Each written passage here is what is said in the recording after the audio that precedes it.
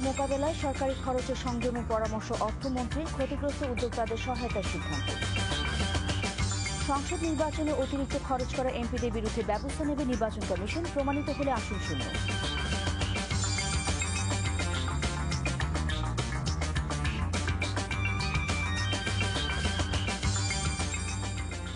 আসসালামু আলাইকুম, সঙ্গীতা খান স্বাগত জানাচ্ছি এনটিভির মধ্যরাতের খবরে। ন্যাশনাল ব্যাংক লিমিটেড শিরোনাম শুনছিলেন, এবারে পুরো খবর।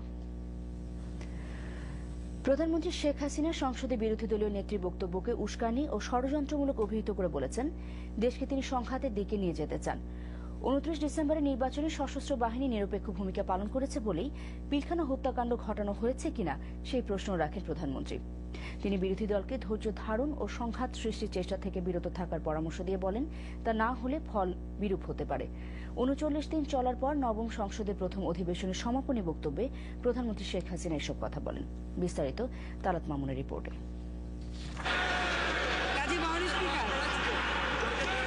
1 ঘন্টা 20 মিনিটের ভাষণে সংসদ নেত্রী পিলখানা ঘটনার পেছনে কারণ নিয়ে বিরোধী দলের রাজনীতি, রাষ্ট্রপতিকে ধন্যবাদ, জনগণের অধিকার প্রতিষ্ঠায় তার সরকারের করণীয়, ছাত্রলীগের কোন্দল, বিদ্যুৎ খাদ্য উৎপাদন বৃদ্ধিতে তার সরকারের অবদান আর ভবিষ্যৎ করণীয়, সশস্ত্র বাহিনীর সাথে সম্পর্কের নানা দিক উঠে আসে।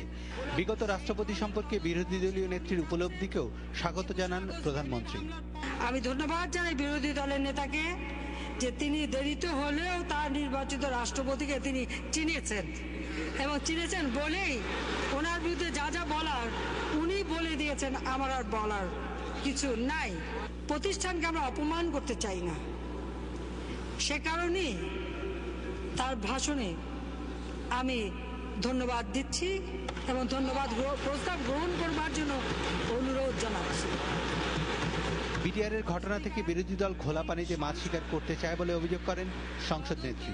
সেই দিন যদি বিটিআরে এই আক্রমণ এবং গোলাগুলি এবং দেশের ভিতরে যদি একটা রক্তক্ষয়ী সংঘর্ষ বাধত এবং গৃহযুদ্ধ বাধত, সঙ্গে সঙ্গে জাতিসংঘ এই সশস্ত্র বাহিনী শান্তি মিশনে আর নিত না। কাজে আমাদের প্রত্যেকটা পদক্ষেপ ভেবেচিন্তে নিতে হয়েছে, সশস্ত্র বাহিনী ভবিষ্যৎ চিন্তা করেই নিতে হয়েছে। মাননীয় স্পিকার, আজকে ওনাদের আফসোস যে আরো রক্তপাত হলো না কেন, আরো মাইল কোল খালি হলো না কেন, সেটাই তো ওনাদের আফসোস, সেটা আমরা বুঝতে পারি। ছাত্রলীগের সাম্প্রতিক অসন্তোষের কারণও ব্যাখ্যা করেন প্রধানমন্ত্রী। তিনি বলেন, শিক্ষাঙ্গনে বিশৃঙ্খলা দমনে স্বরাষ্ট্রমন্ত্রীকে কঠোর নির্দেশ দেওয়া হয়েছে।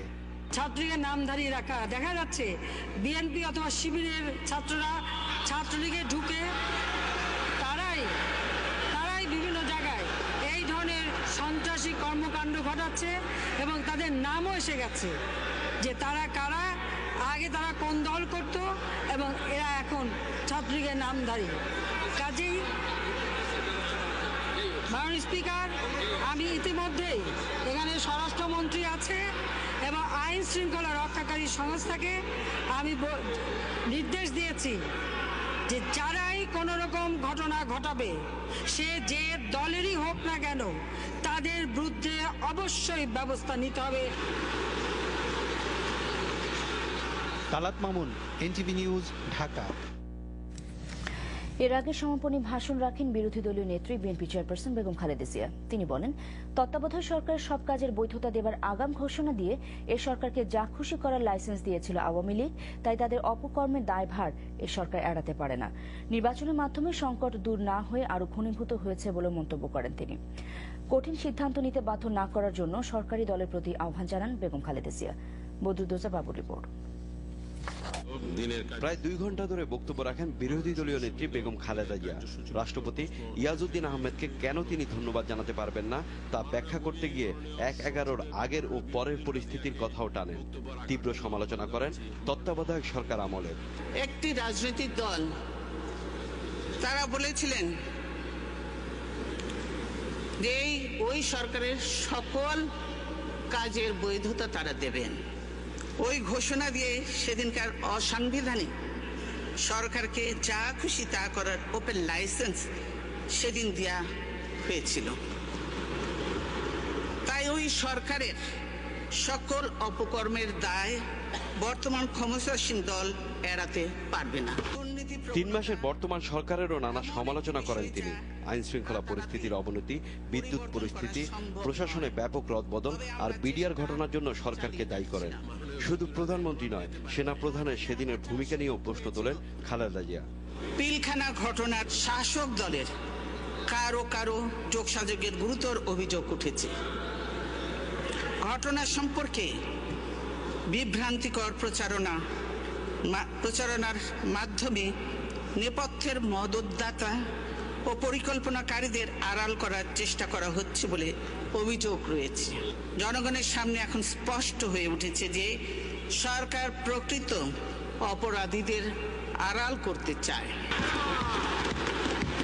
তবে সরকারকে আবারও সহযোগিতার আশ্বাস দেন তিনি। সংসদে কথা বলার সুযোগ চান, দেশ বাঁচাতে মানুষ বাঁচাতে সংসদকে কার্যকর করার আহ্বান জানান। 3 মাস শো হয়নি, এর মধ্যেই জনগণের প্রায় সকল আশাই দুরাশা ও হতাশায় পরিণত হয়েছে। 29শে ডিসেম্বরের নির্বাচনের মধ্যে দিয়ে দেশ সংকটমুক্ত হয়নি, বরং আরো গভীর সংকটের বেড়াজালে আবদ্ধ হয়েছে। তারা চাচ্ছে বিরোধী দল যেন সংসদ বর্জন অথবা সংসদ থেকে পদত্যাগ করতে বাধ্য হয়। কিন্তু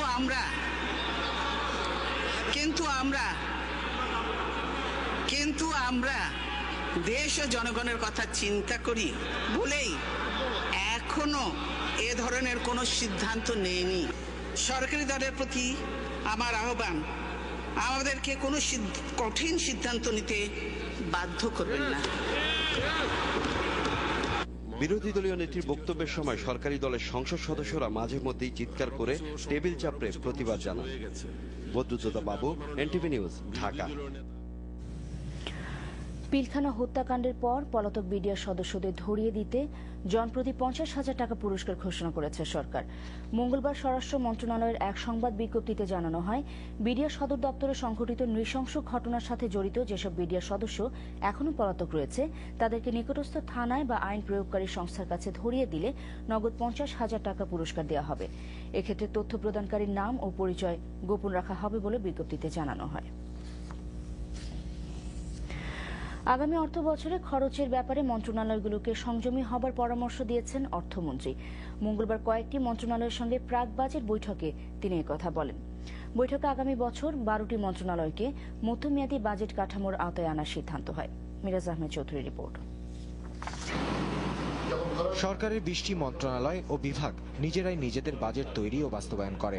আগামী বছর শিল্প, শ্রম, প্রবাসী কল্যাণ, ক্রীড়া ও পাট বস্ত্র সহ আরও 12টি মন্ত্রণালয় ও বিভাগকে এর আওতায় আনা হবে। অর্থমন্ত্রী মনে করেন, মধ্যমেয়াদী বাজেট কাঠামোর আওতায় আসলে এসব দফতরের কাজে স্বচ্ছতা ও জবাবদিহিতা আসবে। একই সাথে মন্দার কথা মাথায় রেখে মন্ত্রণালয়গুলোকে খরচও কমাতে বলেছেন অর্থমন্ত্রী। কৃষ্টতা সাধনের প্রচেষ্টা রাখতে হবে, কারণ আগামী বছরে যেসব দাবি আছে, খরচের দাবি, সেগুলো অনেক বড়। না কালকেও বলেছি, আজকেও বলছি যে কতগুলো খাতে বিশেষ ব্যবস্থা রাখতে হবে, বিশেষ বরাদ্দের প্রয়োজন। ঠিক তেমনি আমাদের ইশতেহারের বিভিন্ন অঙ্গীকার যেগুলো, সেগুলো সম্বন্ধেও দেখাতে হবে যে আমরা কিছু কাজ করছি, এগিয়ে যাচ্ছি। এই বাজেট তৈরিতে অন্যতম প্রধান ভূমিকা জাতীয় রাজস্ব বোর্ডের চেয়ারম্যানের। আর বাজেট তৈরির কাজ যখন মাঝপথে, তখনই রদবদল হলো এই পদে। হঠাৎ পরিবর্তনে বাজেটের উপর কোনো প্রভাব পড়বে কিনা সেই প্রশ্নের উত্তর দেন অর্থমন্ত্রী। না, ওনার ফার্স্ট রাউন্ড আলোচনা হয়ে গেছে, তার কিও আছে, প্রতিবেদনও রয়েছে। তবে এটা তো বুঝতেই পারছেন যে বাজেটের মাত্র 1.5 মাস বাকি। উনি যেরকম ভাবে প্রস্তুত ছিলেন, নতুন জনের পক্ষে সেটা সম্ভব হবে না। তবে একমাত্র ভরসার জায়গা হলো যে আমাদের বোর্ডটা অনেক বড়, অনেক লোকজন তার মধ্যে আছেন, এবং আমার ব্যক্তিগত সুবিধা হয়েছে যে আমি তো প্রায় 2.5 মাস পেয়েছি। এদিকে জাতীয় রাজস্ব বোর্ডের নতুন ভারপ্রাপ্ত চেয়ারম্যান ডক্টর নাসিরউদ্দিন আহমেদ মঙ্গলবার অফিস করেছেন পূর্ত মন্ত্রণালয়ে। তবে সকালেই তিনি অর্থমন্ত্রীর সাথে দেখা করে নতুন দায়িত্ব সম্পর্কে দিক নির্দেশনা নেন। বুধবার তিনি নতুন কর্মস্থলে যোগ দেবেন। Miraj Ahmed Chowdhury, NTV news, Dhaka. বিশ্ব মন্দার কারণে সংকটে পড়া শিল্পোদ্যোক্তারা এককালীন টাকা না দিয়েই খেলাপি ঋণ নবায়ন করতে পারবেন। একই সাথে ভোক্তা ঋণ ও ক্রেডিট কার্ড ছাড়া অন্য সব ঋণের ওপরে বছরের শতকরা 13 ভাগের বেশি সুদ দিতে পারবে না কোনো ব্যাংকই। মঙ্গলবার সরকারি বেসরকারি ব্যাংকগুলোর ব্যবস্থাপনা পরিচালকদের সাথে